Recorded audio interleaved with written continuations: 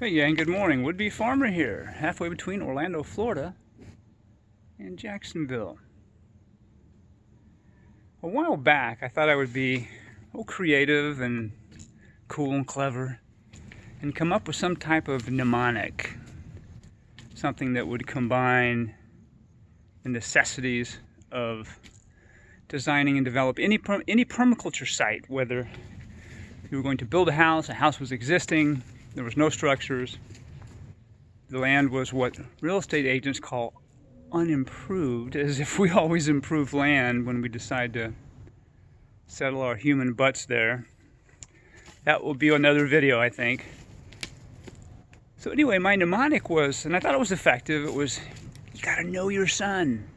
Know the sun, know where the sun sits on the property. Then you gotta stow your water. You have to make sure you take care of water. Water is the essential after sun. You have to have water.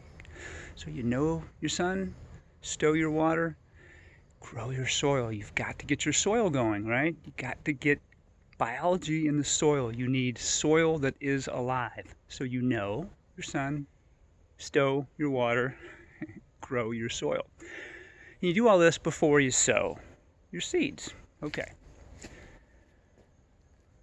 Well, this last spring, present spring, moving into summer, I've been doing a lot of path maintenance. So, I'm going to walk you around a little bit. Obviously, when I'm walking around, I'll be on paths, so come take a look. And I'm going to talk about why paths are important while we're doing a little walk here. Okay. So you might be looking at these paths saying, oh, this is really pretty. Look at, you got the leaves and the wood chips. This is really nice. Okay, yeah, that's looks good. Looks good in pictures. And look at that path. Look at that car path, slant driveway. Now here's the thing. We have put, I think it's right around 20 dump truck loads full of wood chips here on this acre. Yeah, 1 acre, well, a little more than an acre.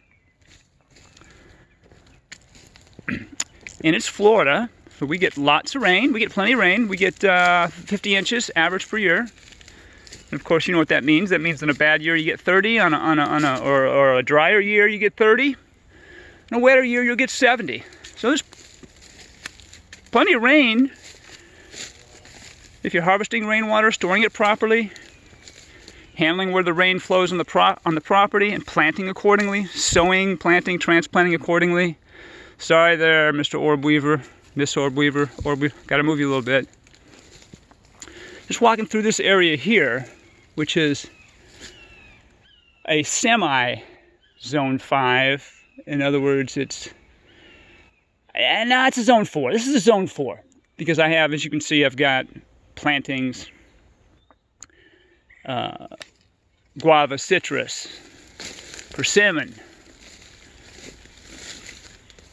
figs, mulberries.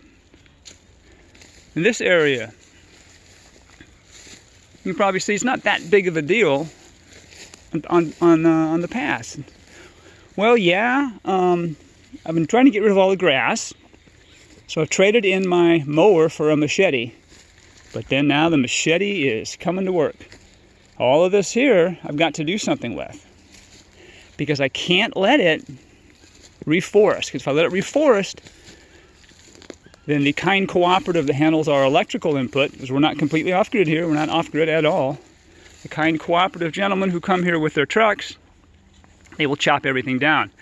I would rather keep it neat, trimmed, pruned, than have them come through, because they also have this bad habit of spraying chemicals. My one-handed operation of resecuring the fence gate there is not doing too well. But so paths, it's taken some work. I threw cardboard down, wood chips, cotton blankets, all kinds of stuff. And I have a lot of things planted here. And this looks kind of wild because it is. I've mixed in as many natives and natural growing trees here with some exotics for food production, fruit production. As you can see, this path here, for example, I would have to keep pruning. I have to keep pruning this back if I want to get through here. And before all this was restored or regenerated or redesigned, it was these mature oaks and grassy areas. So basically a human-developed savanna, if you will. Years and years and years ago, this was a fern farm. They grew ferns here.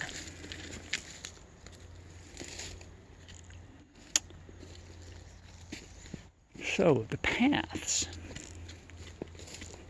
What could I have done differently? Well, I could have done 8-foot wide paths everywhere with cement. It's costly, and when you bring in cement, generally you're bringing in resources from somewhere else for the cement. It's work. The resources coming from somewhere else means it's contributing to erosion from that area. And we like to brag that we are in an ecosystem that includes no pavement. What I mean by that is the road coming into our property is dirt. Or more specifically, it's sand and clay. This is our driveway underneath all the wood chips.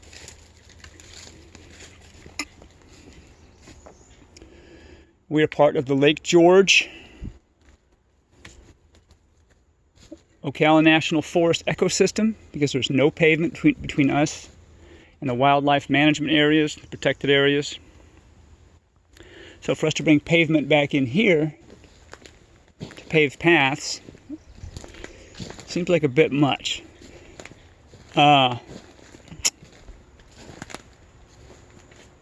design, what could I have done differently? I'm not sure. Maybe this is just fine and the path maintenance is just part of the deal. Because we are green, we are verdant. As I mentioned earlier, this was all, this area back here actually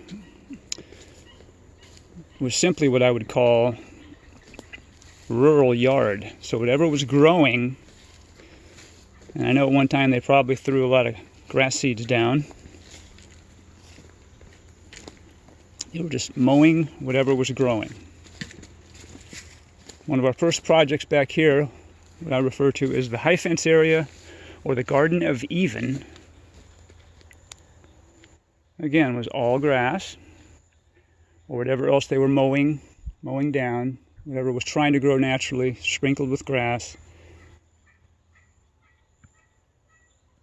everything mowing down. Everything being mowed down. Another scenario might have been possible would have been to let these paths all be grass, all the paths, let them be grass, and then mow the grass. Keep the paths grassed instead of wood chips. Wood chip the other areas, wood chip, compost, leaf the other areas to try to turn it into a forest floor, but have grass as paths. I think that might have been a better design, that might have been a better plan, but as I am starting to understand with permaculture, design is an ongoing process, as is learning. You come up with a design in stage one, you implement it, you learn some things. You learn more about the environment, you learn more about your likes, your desires, what you need to feed yourself, feed your family. And change philosophies a little bit. So what do I do now? Do I let this convert to grass?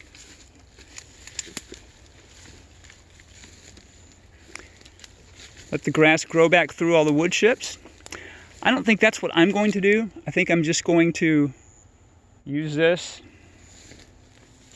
is an example of many things to do, and maybe a couple examples of things not to do. And pass this information on. Pass this information on. This is beautiful and abundant, verdant, green, lovely, spiritual. It is a wonderful place, regardless of whether these paths would be flagstone, cobblestone, brick, gravel, sand and clay, wood chips. Not too keen on the pavement. Still a beautiful area. Still wonderful. So I think I would just treat it as a forest, as the food forest that it was intended to be. Prune the paths accordingly. That's my take. Would appreciate any comments. So my new mnemonic is going to be no, stow, sow, grow before you sow. Before you sow, yes. So you have to know your sun, stow your water, sow your paths. Sow your paths. Grow your soil before you sow the seed. That's it. Would-be farmer, Central Florida, south of Crescent City, halfway between Orlando and Jacksonville. We are out.